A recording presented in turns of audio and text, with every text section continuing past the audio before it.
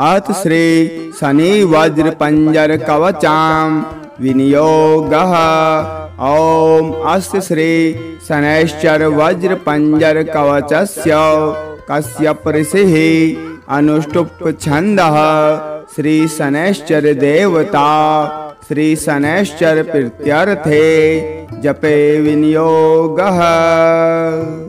ब्रह्मा उवाच शृणुध्वमृषयः सर्वे शनिपीडाहरं महत् कवचं शनिराजस्य शौरेरिदमनोत्तमं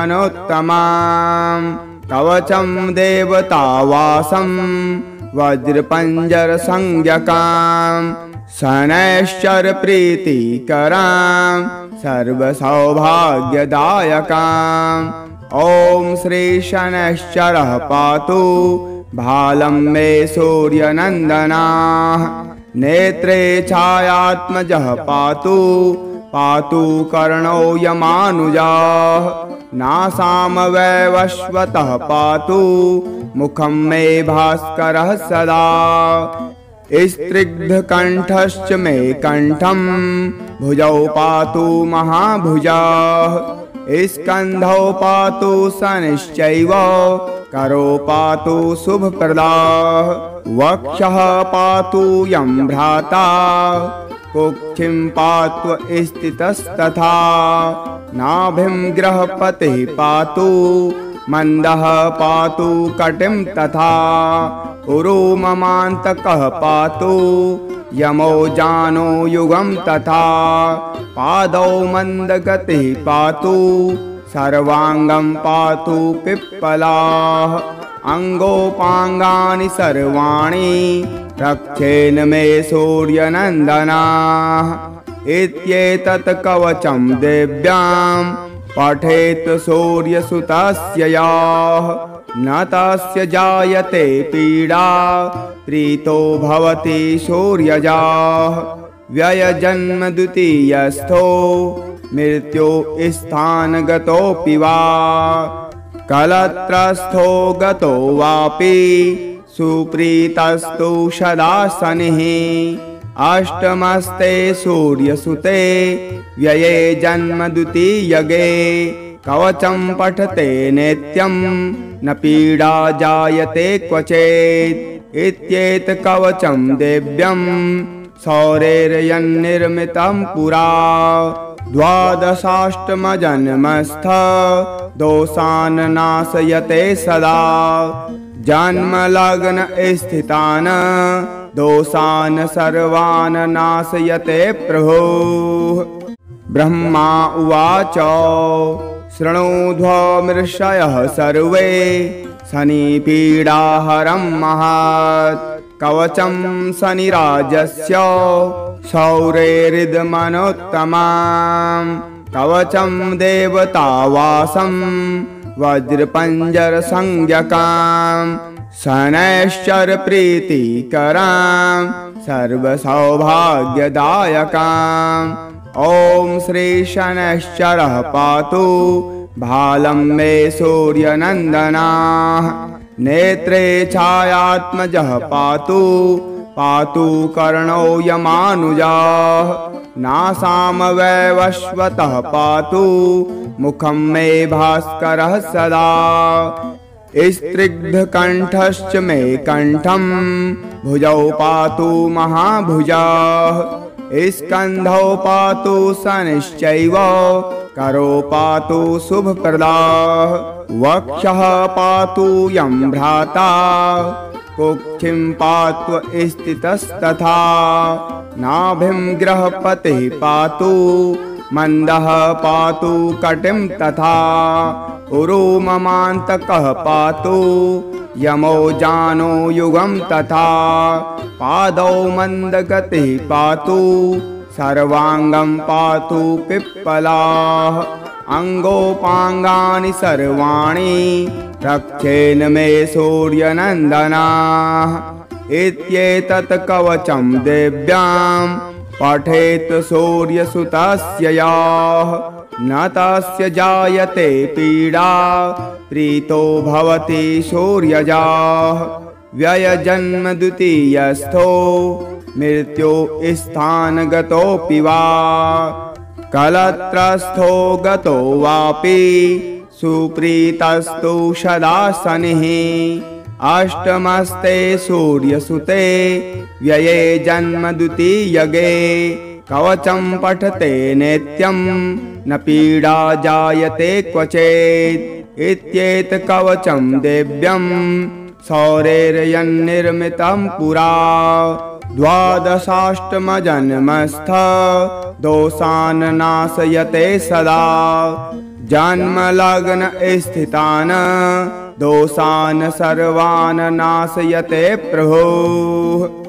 ब्रह्मा उवाच शृणुध्वमृषयः सर्वे शनिपीडाहरं महत् कवचं शनिराजस्य शौरेरिदमनोत्तमम् कवचं देवतावासं वज्रपञ्जरसंज्ञकम् शनैश्चरप्रीतिकरं सर्वसौभाग्यदायकम्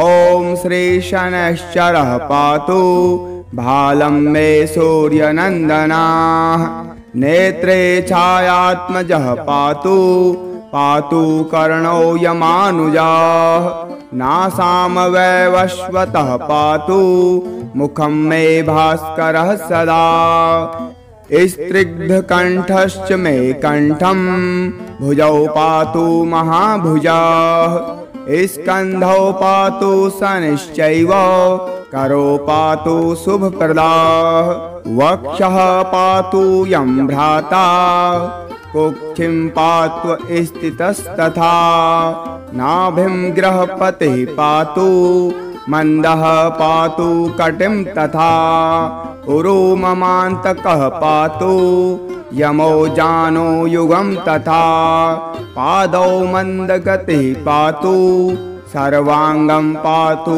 पिप्पलाः अङ्गोपाङ्गानि सर्वाणि रक्षेन मे सूर्यनन्दनाः इत्येतत् कवचं दिव्यां पठेत् सूर्यसुतस्य याः न तस्य जायते पीडा प्रीतो भवति सूर्यजाः व्ययजन्म द्वितीयस्थो मृत्यो स्थानगतोऽपि वा कलत्रस्थो गतो वापि सुप्रीतस्तु सदा शनिः अष्टमस्ते सूर्यसुते व्यये जन्म द्वितीयगे कवचं पठते नित्यं न पीडा जायते क्वचेत् इत्येतत् कवचं दिव्यं सौरेर्यन्निर्मितं पुरा द्वादशाष्टमजन्मस्थ दोषान् नाशयते सदा जन्मलग्न स्थितान् दोषान् सर्वान् नाशयते प्रभुः। ब्रह्मा उवाच शृणुध्वमृषयः सर्वे शनिपीडाहरं महत् कवचं शनिराजस्य शौरेरिदमनोत्तमम् कवचं देवतावासं वज्रपञ्जरसंज्ञकम् शनैश्चरप्रीतिकरं सर्वसौभाग्यदायकम् ॐ श्री शनैश्चरः पातु भालं मे सूर्यनन्दनः नेत्रे छायात्मजः पातु पातु कर्णो यमानुजः नासामवैवस्वतः पातु मुखं मे भास्करः सदा स्त्रिग्धकण्ठश्च मे कण्ठं भुजौ पातु महाभुजः स्कन्धौ पातु शनिश्चैव करो पातु शुभप्रदाः वक्षः पातु यं भ्राता कुक्षिं पातु स्थितस्तथा नाभिं गृहपतिः पातु मन्दः पातु कटिं तथा उरुममान्तकः पातु यमो जानो युगं तथा पादौ मन्दगतिः पातु सर्वाङ्गं पातु पिप्पलाः अङ्गोपाङ्गानि सर्वाणि रक्षेन मे सूर्यनन्दनाः। इत्येतत् कवचं देव्यां पठेत् सूर्यसुतस्य याः। न तस्य जायते पीडा प्रीतो भवति सूर्यजाः। व्ययजन्म द्वितीयस्थो मृत्यो स्थानगतोऽपि वा। कलत्रस्थो गतो वापि सुप्रीतस्तु सदा शनिः। अष्टमस्ते सूर्यसुते व्यये जन्म द्वितीयगे। कवचं पठते नित्यं न पीडा जायते क्वचेत्। इत्येतत् कवचं देव्यं सौरेर्यन्निर्मितं पुरा। द्वादशाष्टमजन्मस्थ दोषान् नाशयते सदा। जन्मलग्न स्थितान् दोषान् सर्वान् नाशयते प्रभुः। ब्रह्मा उवाच शृणुध्वमृषयः सर्वे शनिपीडाहरं महत्। कवचं शनिराजस्य सौरेरिदमनोत्तमं। कवचं देवतावासं वज्रपञ्जरसंज्ञकां। शनैश्चरप्रीतिकरां सर्वसौभाग्यदायकां। ॐ श्री शनैश्चरः पातु भालं मे सूर्यनन्दनाः।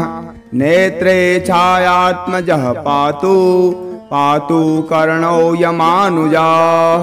नासामवैवस्वतः पातु मुखं मे भास्करः सदा। स्त्रिग्धकण्ठश्च मे कण्ठं भुजौ पातु महाभुजाः। स्कन्धौ पातु शनिश्चैव करो पातु शुभप्रदाः। वक्षः पातु यं भ्राता कुक्षिं पातु स्थितस्तथा। नाभिं गृहपतिः पातु मन्दः पातु कटिं तथा। उरुममान्तकः पातु यमो जानो युगं तथा। पादौ मन्दगतिः पातु सर्वाङ्गं पातु पिप्पलाः। अङ्गोपाङ्गानि सर्वाणि रक्षेन मे सूर्यनन्दनाः। इत्येतत् कवचं देव्यां पठेत् सूर्यसुतस्य याः। न तस्य जायते पीडा प्रीतो भवति सूर्यजाः। व्ययजन्म द्वितीयस्थो मृत्यो स्थानगतोऽपि वा। कलत्रस्थो गतो वापि सुप्रीतस्तु सदा शनिः। अष्टमस्ते सूर्यसुते व्यये जन्म द्वितीयगे। कवचं पठते नित्यं न पीडा जायते क्वचेत्। इत्येतत् कवचं देव्यं सौरेर्यन्निर्मितं पुरा। द्वादशाष्टमजन्मस्थ दोषान् नाशयते सदा। जन्मलग्न स्थितान् दोषान् सर्वान् नाशयते प्रभुः। ब्रह्मा उवाच शृणुध्वमृषयः सर्वे शनिपीडाहरं महत्। कवचं शनिराजस्य सौरेरिदमनोत्तमं। कवचं देवतावासं वज्रपञ्जरसंज्ञकां। शनैश्चरप्रीतिकरां सर्वसौभाग्यदायकाम्। ॐ श्री शनैश्चरः पातु भालं मे सूर्यनन्दनाः। नेत्रे छायात्मजः पातु पातु कर्णो यमानुजाः। नासामवैवस्वतः पातु मुखं मे भास्करः सदा। स्त्रिग्धकण्ठश्च मे कण्ठं भुजौ पातु महाभुजाः। स्कन्धौ पातु शनिश्चैव करो पातु शुभप्रदाः। वक्षः पातु यं भ्राता कुक्षिं पात्व स्थितस्तथा नाभिं गृहपतिः पातु मन्दः पातु कटिं तथा उरुममान्तकः पातु यमो जानो युगं तथा पादौ मन्दगतिः पातु सर्वाङ्गं पातु पिप्पलाः अङ्गोपाङ्गानि सर्वाणि रक्षेन मे सूर्यनन्दनाः इत्येतत् कवचं देव्यां पठेत् सूर्यसुतस्य याः न तस्य जायते पीडा प्रीतो भवति सूर्यजाः व्ययजन्म द्वितीयस्थो मृत्यो स्थानगतोऽपि वा कलत्रस्थो गतो वापि सुप्रीतस्तु सदा शनिः अष्टमस्ते सूर्यसुते व्यये जन्म द्वितीयगे कवचं पठते नित्यं न पीडा जायते क्वचेत् इत्येतत् कवचं देव्यं सौरेर्यन्निर्मितं पुरा द्वादशाष्टमजन्मस्थ दोषान् नाशयते सदा जन्मलग्न स्थितान् दोषान् सर्वान् नाशयते प्रभुः। ब्रह्मा उवाच शृणुध्वमृषयः सर्वे शनिपीडाहरं महत् कवचं शनिराजस्य शौरेरिदमनोत्तमं कवचं देवतावासं वज्रपञ्जरसंज्ञकां शनैश्चरप्रीतिकरां सर्वसौभाग्यदायकाम् ॐ श्री शनैश्चरः पातु भालं मे सूर्यनन्दनाः नेत्रे छायात्मजः पातु पातु कर्णौ यमानुजाः नासामवैवस्वतः पातु मुखं मे भास्करः सदा स्त्रिग्धकण्ठश्च मे कण्ठं भुजौ पातु महाभुजाः स्कन्धौ पातु शनिश्चैव करो पातु शुभप्रदाः वक्षः पातु यं भ्राता कुक्षिं पात्व स्थितस्तथा नाभिं गृहपतिः पातु मन्दः पातु कटिं तथा उरुममान्तकः पातु यमो जानो युगं तथा पादौ मन्दगतिः पातु सर्वाङ्गं पातु पिप्पलाः अङ्गोपाङ्गानि सर्वाणि रक्षेन मे सूर्यनन्दनाः इत्येतत् कवचं देव्यां पठेत् सूर्यसुतस्य याः न तस्य जायते पीडा प्रीतो भवति सूर्यजाः व्ययजन्म द्वितीयस्थो मृत्यो स्थानगतोऽपि वा कलत्रस्थो गतो वापि सुप्रीतस्तु सदा शनिः अष्टमस्ते सूर्यसुते व्यये जन्म द्वितीयगे कवचं पठते नित्यं न पीडा जायते क्वचेत् इत्येतत् कवचं देव्यं सौरेर्यन्निर्मितं पुरा द्वादशाष्टमजन्मस्थ दोषान् नाशयते सदा जन्मलग्न स्थितान् दोषान् सर्वान् नाशयते प्रभुः। ब्रह्मा उवाच शृणुध्वमृषयः सर्वे शनिपीडाहरं महत् कवचं शनिराजस्य शौरेरिदमनोत्तमं कवचं देवतावासं वज्रपञ्जरसंज्ञकां शनैश्चरप्रीतिकरां सर्वसौभाग्यदायकाम् ॐ श्री शनैश्चरः पातु भालं मे सूर्यनन्दनाः नेत्रे छायात्मजः पातु पातु कर्णो यमानुजाः नासामवैवस्वतः पातु मुखं मे भास्करः सदा स्त्रिग्धकण्ठश्च मे कण्ठं भुजौ पातु महाभुजाः स्कन्धौ पातु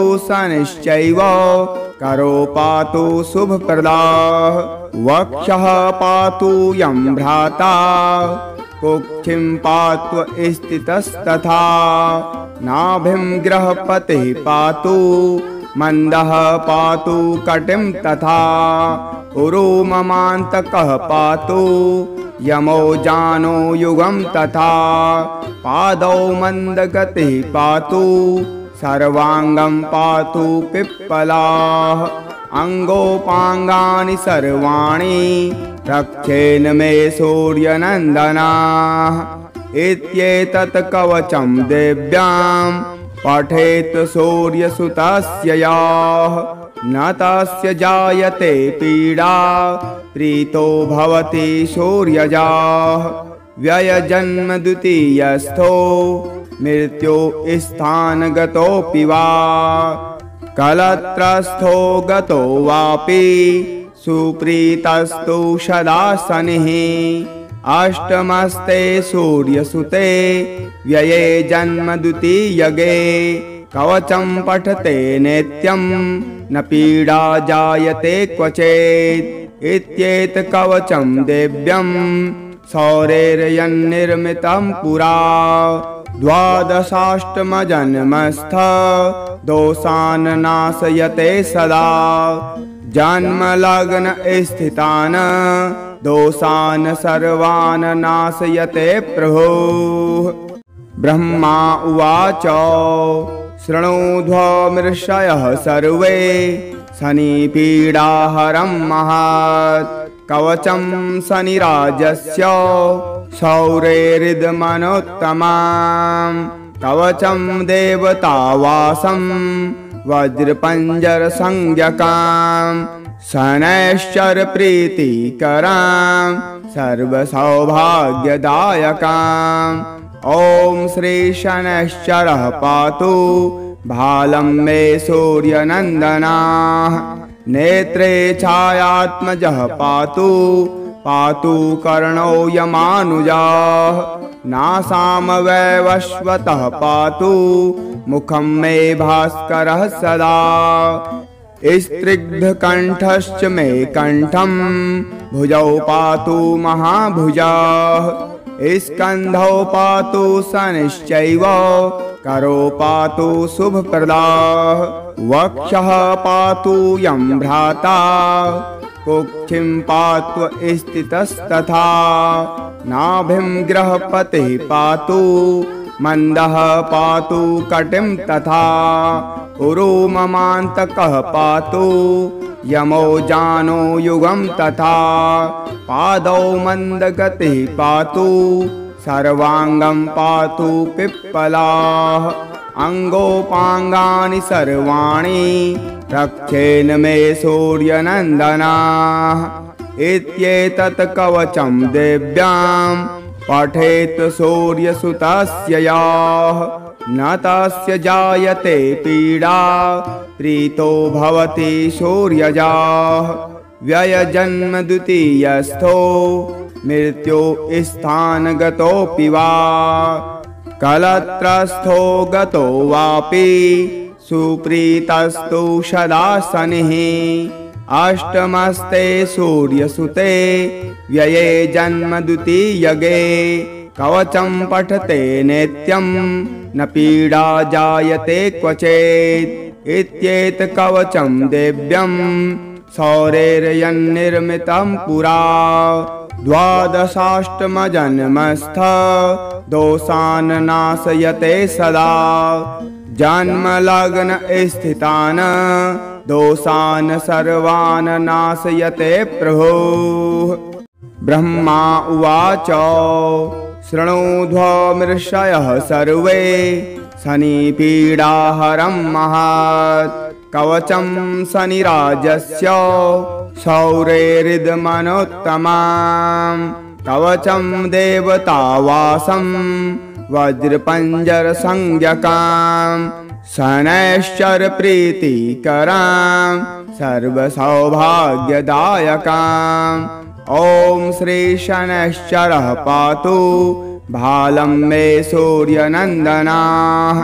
नेत्रे छायात्मजः पातु पातु कर्णौ यमानुजाः। नासाम वैवस्वतः पातु मुखं मे भास्करः सदा। स्त्रिग्धकण्ठश्च मे कण्ठं भुजौ पातु महाभुजाः। स्कन्धौ पातु शनिश्चैव करो पातु शुभप्रदाः। वक्षः पातु यं भ्राता कुक्षिं पातु स्थितस्तथा। नाभिं गृहपतिः पातु मन्दः पातु कटिं तथा। उरुममान्तकः पातु यमो जानो युगं तथा। पादौ मन्दगतिः पातु सर्वाङ्गं पातु पिप्पलाः। अङ्गोपाङ्गानि सर्वाणि रक्षेन मे सूर्यनन्दनाः। इत्येतत् कवचं देव्यां पठेत् सूर्यसुतस्य याः। न तस्य जायते पीडा प्रीतो भवति सूर्यजाः। व्ययजन्म द्वितीयस्थो मृत्यो स्थानगतोऽपि वा। कलत्रस्थो गतो वापि सुप्रीतस्तु सदा शनिः। अष्टमस्ते सूर्यसुते व्यये जन्म द्वितीयगे। कवचं पठते नित्यं न पीडा जायते क्वचेत्। इत्येतत् कवचं देव्यं सौरेर्यन्निर्मितं पुरा। द्वादशाष्टमजन्मस्थ दोषान् नाशयते सदा। जन्मलग्न स्थितान् दोषान् सर्वान् नाशयते प्रभुः। ब्रह्मा उवाच शृणुध्वमृषयः सर्वे शनिपीडाहरं महत्। कवचं शनिराजस्य शौरेरिदमनोत्तमं। कवचं देवतावासं वज्रपञ्जर संज्ञकां शनैश्चर प्रीतिकरां सर्वसौभाग्यदायकां। ॐ श्री शनैश्चरः पातु भालं मे सूर्यनन्दनाः। नेत्रे छायात्मजः पातु पातु कर्णौ यमानुजाः। नासाम वैवस्वतः पातु मुखं मे भास्करः सदा। स्त्रिग्धकण्ठश्च मे कण्ठं भुजौ पातु महाभुजाः। स्कन्धौ पातु शनिश्चैव करो पातु शुभप्रदाः। वक्षः पातु यं भ्राता कुक्षिं पातु स्थितस्तथा। नाभिं गृहपतिः पातु मन्दः पातु कटिं तथा। उरुममान्तकः पातु यमो जानो युगं तथा। पादौ मन्दगतिः पातु सर्वाङ्गं पातु पिप्पलाः। अङ्गोपाङ्गानि सर्वाणि रक्षेन मे सूर्यनन्दनाः। इत्येतत् कवचं देव्यां पठेत् सूर्यसुतस्य याः। न तस्य जायते पीडा प्रीतो भवति सूर्यजाः। व्ययजन्म द्वितीयस्थो मृत्यो स्थानगतोऽपि वा। कलत्रस्थो गतो वापि सुप्रीतस्तु सदा शनिः। अष्टमस्ते सूर्यसुते व्यये जन्म द्वितीयगे।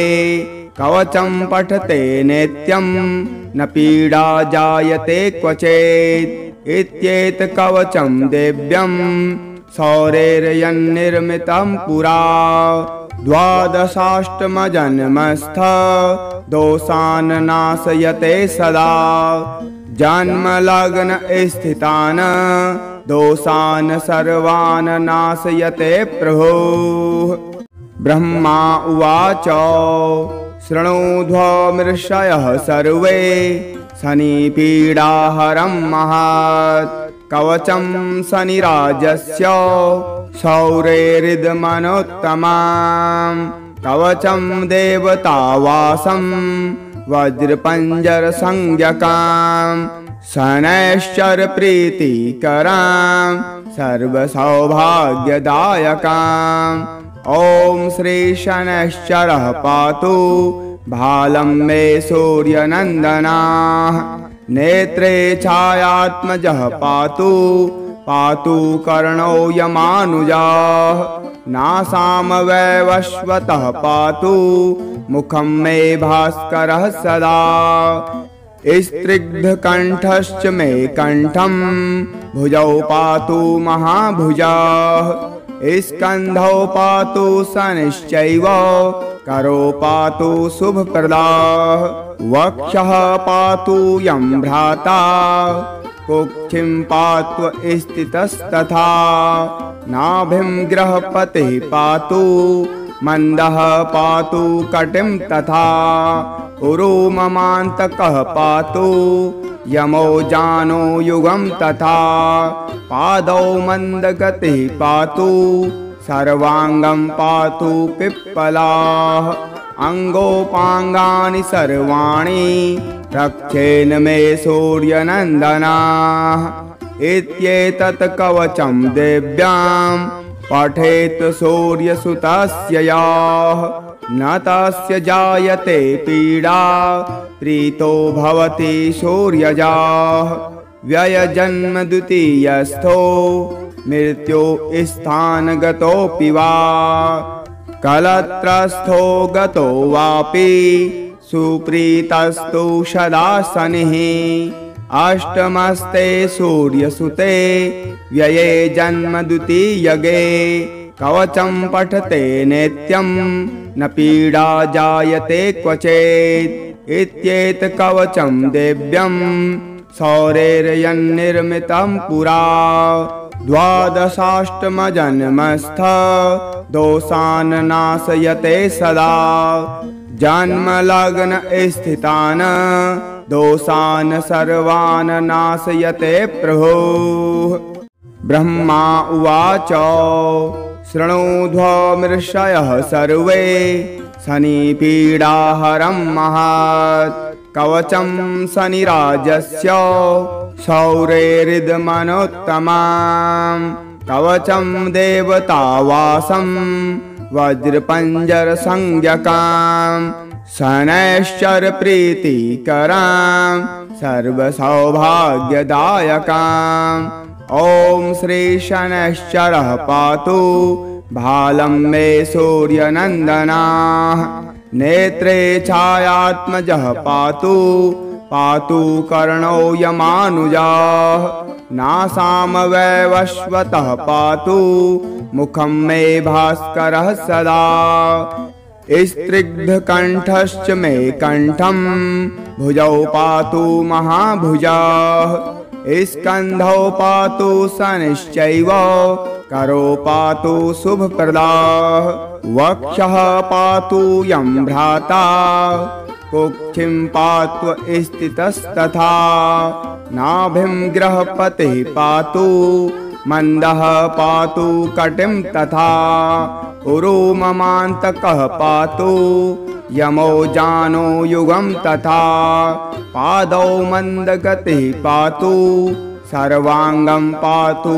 पिप्पलाः अङ्गोपाङ्गानि सर्वाणि रक्षेन मे सूर्यनन्दनाः इत्येतत् कवचं देव्यां पठेत् सूर्यसुतस्य याः न तस्य जायते पीडा प्रीतो भवति सूर्यजाः व्ययजन्म द्वितीयस्थो मृत्यो स्थानगतोऽपि वा कलत्रस्थो गतो वापि सुप्रीतस्तु सदा शनिः अष्टमस्ते सूर्यसुते व्यये जन्म द्वितीयगे कवचं पठते नित्यं न पीडा जायते क्वचित् इत्येतत् कवचं दिव्यं सौरेर्यन्निर्मितं पुरा द्वादशाष्टमजन्मस्थ दोषान् नाशयते सदा जन्मलग्न स्थितान् दोषान् सर्वान् नाशयते प्रभुः। ब्रह्मा उवाच शृणुध्वमृषयः सर्वे शनिपीडाहरं महत् कवचं शनिराजस्य शौरेरिदमनोत्तमम् कवचं देवतावासं वज्रपञ्जरसंज्ञकम् शनैश्चरप्रीतिकरं सर्वसौभाग्यदायकम् ॐ श्री शनैश्चरः पातु भालं मे सूर्यनन्दनः नेत्रे छायात्मजः पातु पातु कर्णो यमानुजः नासां वैवस्वतः पातु मुखं मे भास्करः सदा स्त्रिग्धकण्ठश्च मे कण्ठं भुजौ पातु महाभुजः स्कन्धौ पातु शनिश्चैव करो पातु शुभप्रदाः वक्षः पातु यं भ्राता कुक्षिं पातु स्थितस्तथा नाभिं गृहपतिः पातु मन्दः पातु कटिं तथा उरुममान्तकः पातु यमो जानो युगं तथा पादौ मन्दगतिः पातु सर्वाङ्गं पातु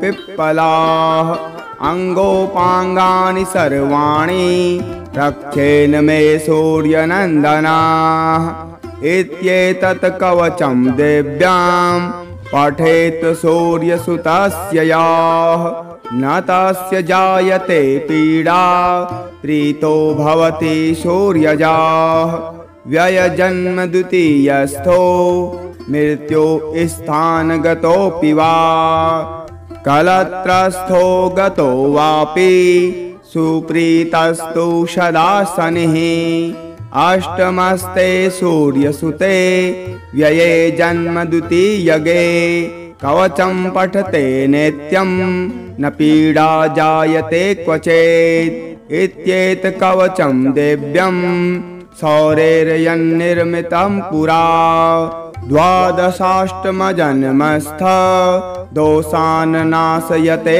सदा जन्मलग्न स्थितान् दोषान् सर्वान् नाशयते प्रभुः। ब्रह्मा उवाच शृणुध्वमृषयः सर्वे शनिपीडाहरं महत् कवचं शनिराजस्य शौरेरिदमनोत्तमम् कवचं देवतावासं वज्रपञ्जरसंज्ञकम् शनैश्चरप्रीतिकरं सर्वसौभाग्यदायकम्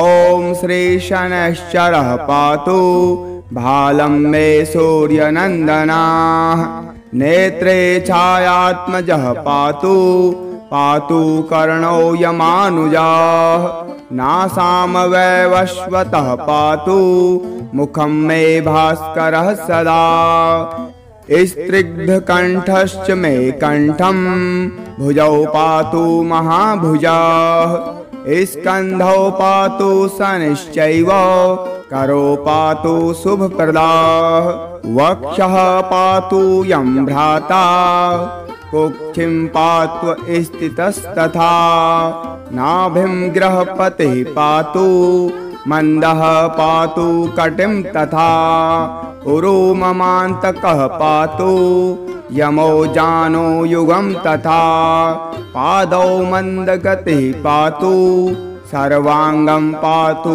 पिप्पलाः अङ्गोपाङ्गानि सर्वाणि रक्षेन मे सूर्यनन्दनाः इत्येतत् कवचं दिव्यां पठेत् सूर्यसुतस्य याः न तस्य जायते पीडा प्रीतो भवति सूर्यजाः व्ययजन्म द्वितीयस्थो मृत्यो स्थानगतोऽपि वा कलत्रस्थो गतो वापि सुप्रीतस्तु सदा शनिः अष्टमस्ते सूर्यसुते व्यये जन्म द्वितीयगे कवचं पठते नित्यं न पीडा जायते क्वचेत् इत्येतत् कवचं दिव्यं सौरेर्यन्निर्मितं पुरा द्वादशाष्टमजन्मस्थ दोषान् नाशयते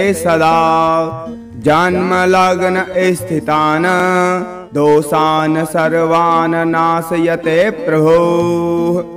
ब्रह्मा उवाच शृणुध्वमृषयः सर्वे शनिपीडाहरं महत् कवचं शनिराजस्य सौरेरिदमनोत्तमं कवचं देवतावासं वज्रपञ्जरसंज्ञकं शनैश्चरप्रीतिकरं सर्वसौभाग्यदायकम् ॐ श्री शनैश्चरः पातु भालं मे सूर्यनन्दनः नेत्रे छायात्मजः पातु पातु कर्णो यमानुजाः नासामवैवस्वतः पातु मुखं मे भास्करः सदा स्त्रिग्धकण्ठश्च मे कण्ठं भुजौ पातु महाभुजाः स्कन्धौ पातु शनिश्चैव करो पातु शुभप्रदाः वक्षः पातु यं भ्राता कुक्षिं पातु स्थितस्तथा नाभिं गृहपतिः पातु मन्दः पातु कटिं तथा उरुममान्तकः पातु यमो जानो युगं तथा पादौ मन्दगतिः पातु सर्वाङ्गं पातु पिप्पलाः अङ्गोपाङ्गानि सर्वाणि रक्षेन मे सूर्यनन्दनाः इत्येतत् कवचं दिव्यां पठेत् सूर्यसुतस्य याः न तस्य जायते पीडा प्रीतो भवति सूर्यजाः व्ययजन्म द्वितीयस्थो मृत्यो स्थानगतोऽपि वा कलत्रस्थो गतो वापि सुप्रीतस्तु सदा शनिः अष्टमस्ते सूर्यसुते व्यये जन्म द्वितीयगे कवचं पठते नित्यं न पीडा जायते क्वचेत् इत्येतत् कवचं दिव्यं सौरेर्यन्निर्मितं पुरा द्वादशाष्टमजन्मस्थ दोषान् नाशयते सदा जन्मलग्न स्थितान् दोषान् सर्वान् नाशयते प्रभुः। ब्रह्मा उवाच शृणुध्वमृषयः सर्वे शनिपीडाहरं महत् कवचं शनिराजस्य सौरेरिदमनोत्तमं कवचं देवतावासं वज्रपञ्जरसंज्ञकं शनैश्चरप्रीतिकरं सर्वसौभाग्यदायकम् ॐ श्री शनैश्चरः पातु भालं मे सूर्यनन्दनः नेत्रे छायात्मजः पातु पातु कर्णो यमानुजाः नासामवैवस्वतः पातु मुखं मे भास्करः सदा स्त्रिग्धकण्ठश्च मे कण्ठं भुजौ पातु महाभुजाः स्कन्धौ पातु शनिश्चैव करो पातु शुभप्रदाः वक्षः पातु यं भ्राता कुक्षिं पातु स्थितस्तथा नाभिं गृहपतिः पातु मन्दः पातु कटिं तथा उरु ममान्तकः पातु यमो जानो युगं तथा पादौ मन्दगतिः पातु सर्वाङ्गं पातु पिप्पलाः अङ्गोपाङ्गानि सर्वाणि रक्षेन मे सूर्यनन्दनाः इत्येतत् कवचं दिव्यां पठेत् सूर्यसुतस्य याः न तस्य जायते पीडा प्रीतो भवति सूर्यजाः व्ययजन्म द्वितीयस्थो मृत्यो स्थानगतोऽपि वा कलत्रस्थो गतो वापि सुप्रीतस्तु सदा शनिः अष्टमस्ते सूर्यसुते व्यये जन्म द्वितीयगे कवचं पठते नित्यं न पीडा जायते क्वचेत् इत्येतत् कवचं दिव्यं सौरेर्यन्निर्मितं पुरा द्वादशाष्टमजन्मस्थ